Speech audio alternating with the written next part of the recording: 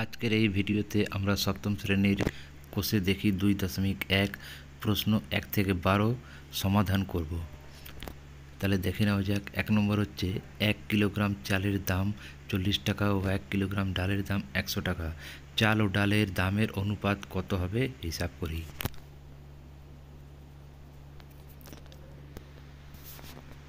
তাহলে 1 কিগ্রা চালের দাম 40 টাকা এবং 1 কিগ্রা ডালের দাম 100 টাকা।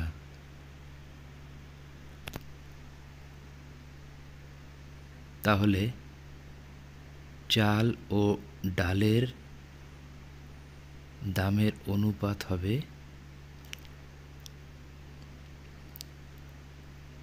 40:100 সমান সমান 0 0 কেটে দিলাম। 4:10 এটাকে আবার যদি কাটি তাহলে 2:5। এরপরে 2 নম্বর প্রশ্ন। 2 নম্বর প্রশ্ন বলছে একটি ত্রিভুজ দেওয়া রয়েছে যার ABC BAC ABC ACB কত। এখানে অ্যাঙ্গেলটা দেওয়া রয়েছে 50 ডিগ্রি, 60 ডিগ্রি এবং 70 ডিগ্রি।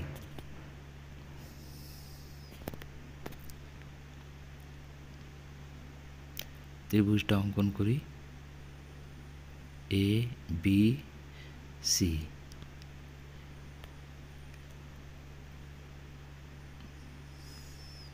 বি কোণ হচ্ছে 50 ডিগ্রি, এ কোণ হচ্ছে 60 ডিগ্রি এবং সি কোণ হচ্ছে 70 degree. BAC 60, ABC equal to 50 এবং ACB ইকুয়াল টু 70। তাহলে তিনটে কোণের অনুপাত হবে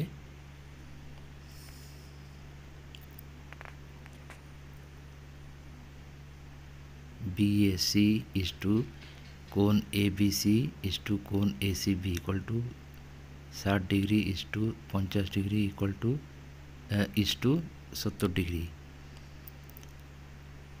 ইকুয়াল টু 6:5:7। এরপরে 3 নম্বর প্রশ্ন। 3 নম্বর প্রশ্ন একটি পেন্সিলের দাম 3 টাকা ও একটি লজেন্সের দাম 50 পয়সা। একটি পেন্সিল ও একটি লজেন্সের দামের অনুপাত হিসেব করে লিখি। তাহলে যেটা টাকাতে আছে সেটাকে আমি নিয়ে যাব পয়সায়। একটি পেন্সিলের দাম 3 টাকা সমান সমান 300 পয়সা।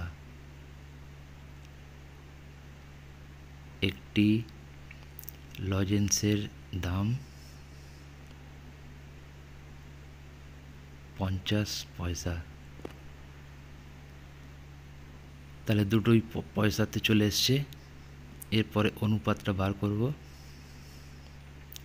একটি পেন্সিল ও একটি লজেন্সের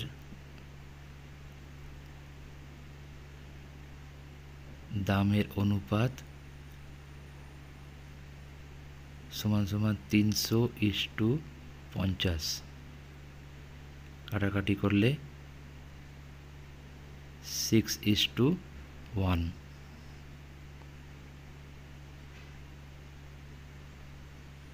এরপর 4 নম্বর একটি আদুলি একটি 1 টাকা ও একটি 2 টাকার মুদ্রার মূল্যের অনুপাত লিখি।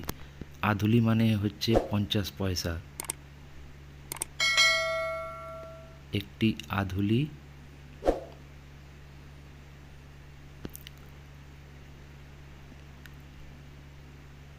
একটি 1 টাকা ও একটি 2 টাকার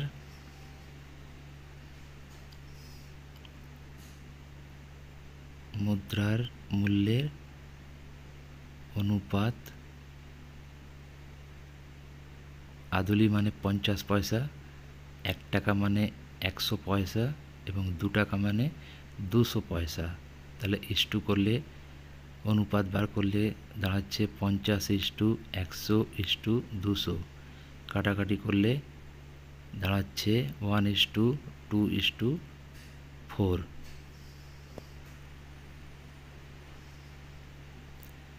এরপরে চলে আসছি 5 নম্বর প্রশ্ন।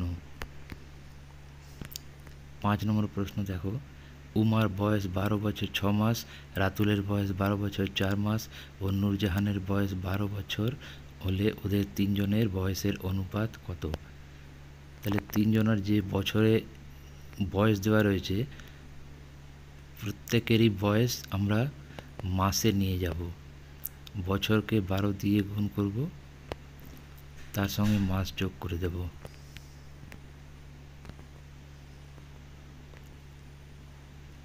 তাহলে উমার বয়স 12 বছর 6 মাস, মানে 12কে 12 দিয়ে গুণ প্লাস 6, 150 মাস।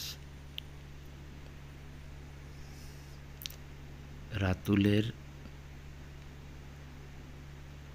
বয়স 12 বছর 4 মাস, অর্থাৎ 144 প্লাস 4 মাস, 148 মাস।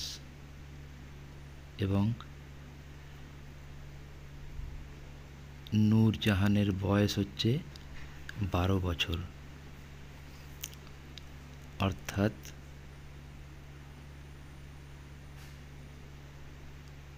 144 মাস। তাহলে তিনটেই মাসে চলে এসছে।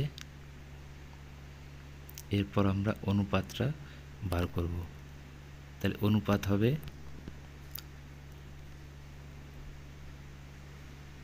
তিনজনের বয়সের অনুপাত 150:148:144।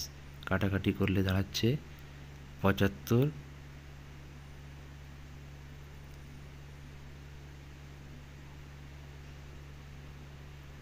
72, 74, 75। তাহলে ইকুয়াল টু কি দাঁড়ালো? 75:74:72। এরপরে 6 নম্বর প্রশ্ন।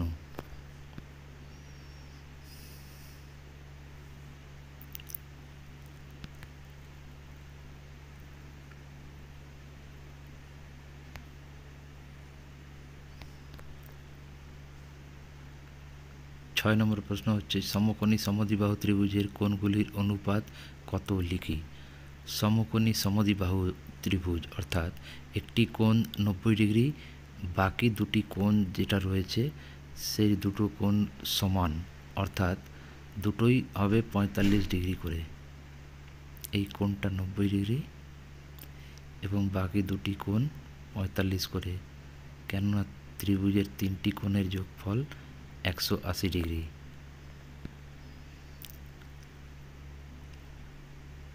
তাহলে সমকোণী সমদ্বিবাহু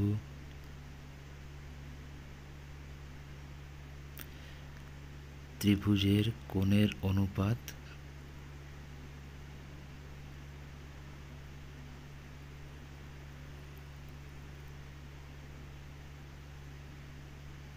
সমান সমান 90 degree is to 45 degree is to 45 degree, অর্থাৎ 2:1:1। এরপরে চলে আসছি 7 নম্বর প্রশ্ন। সমবাহু ত্রিভুজের কোণগুলির অনুপাত কত লিখি। সমবাহু ত্রিভুজের প্রত্যেকটি কোণ হচ্ছে 60 ডিগ্রি।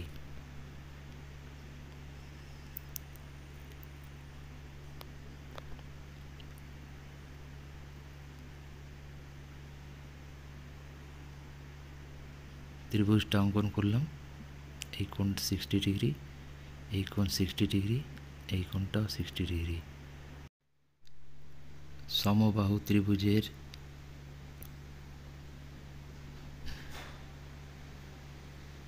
কোণগুলির অনুপাত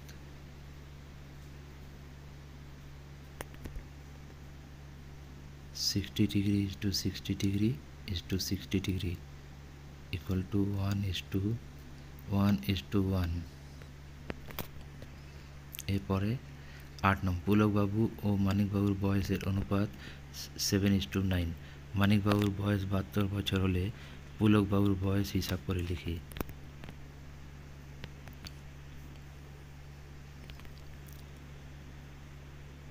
পুলকবাবুর বয়স ডিভাইডেড বাই মানিকবাবুর বয়স,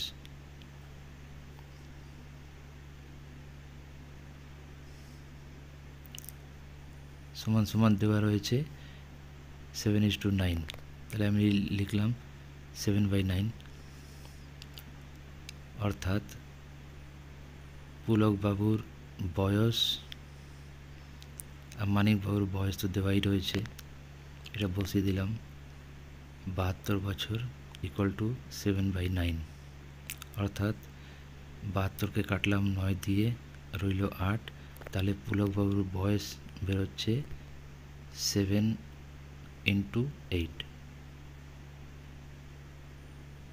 পুলকবাবুর বয়স 7:8 ইকুয়াল টু 56 বছর। এরপরে 9 নম্বর প্রশ্ন, দুটি বইয়ের দামের অনুপাত 2:5। প্রথম বইটির দাম 32.20 টাকা হলে দ্বিতীয় বইটির দাম কত? প্রথম বই ডিভাইডেড বাই দ্বিতীয় বই ইকুয়াল টু 2/5, অর্থাৎ 32.20 ডিভাইডেড বাই দ্বিতীয় বই, 2/5। তাহলে দ্বিতীয় বই 32.20কে কাটলাম 2 দিয়ে, 16.10 হলো। তাহলে দ্বিতীয় বই ইকুয়াল টু 5 × 16.10, অর্থাৎ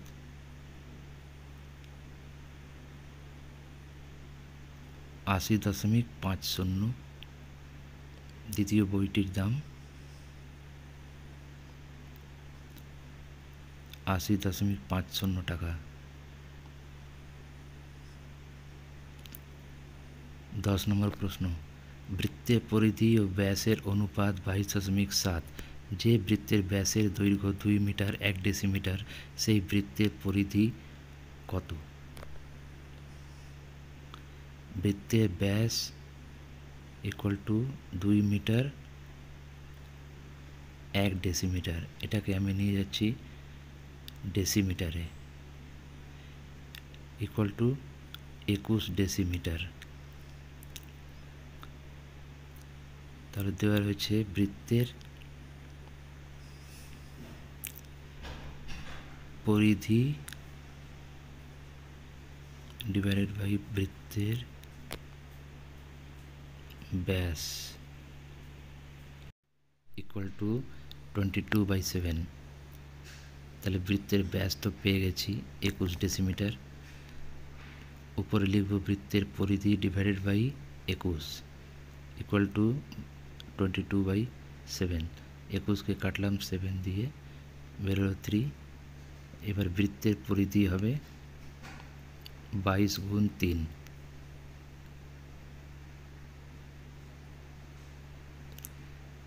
22 × 3 ইকুয়াল টু 66। তাহলে বৃত্তের পরিধি বেরোলো 66 ডেসিমিটার। আমাদের সপ্তম শ্রেণীতে 150 জনের মধ্যে 90 জন ও ষষ্ঠ শ্রেণীতে 140 জনের মধ্যে 80 জন অঙ্কন প্রতিযোগিতায় নাম দিয়েছে। অনুপাতে প্রকাশ করে দেখি কোন শ্রেণীতে প্রতিযোগিতা বেশি।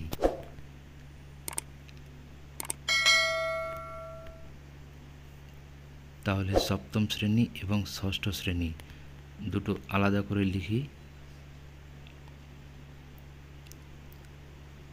সপ্তম শ্রেণী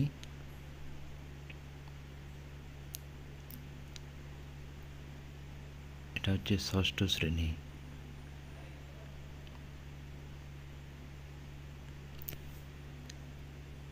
একশো 50:90।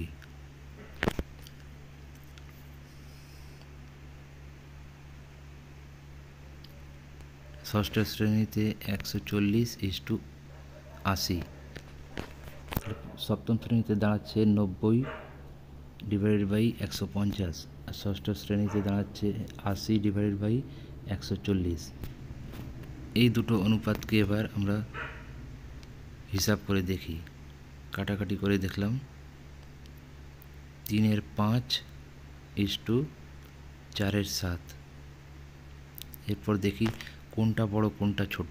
তাহলে এখানে দেখো 5 ও 7, 5 ও 7-এর লসাগু হচ্ছে 35। এই অনুপাত দুটোকে 35 দিয়ে গুণ করব। 35 দিয়ে গুণ করলে এটা দাঁড়াচ্ছে 21, এটা দাঁড়াচ্ছে 20।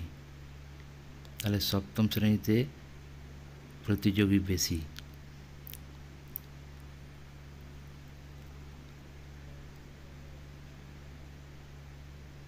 সপ্তম শ্রেণীতে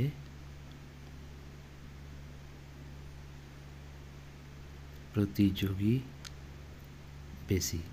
এরপরের প্রশ্ন 12 নম্বর।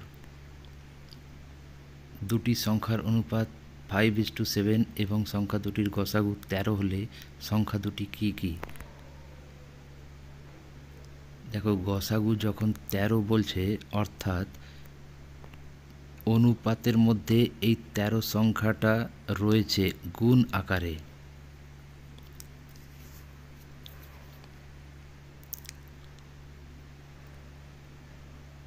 সংখ্যা দুটির গসাগু 13 হলে এই 13 সংখ্যা দুটি সংখ্যার মধ্যেই রয়েছে গুণ আকারে।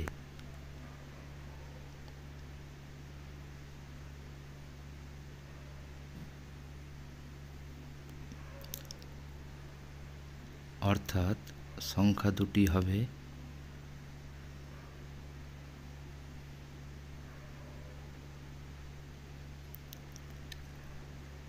5x13 ও 7x13 = 65 ও 91।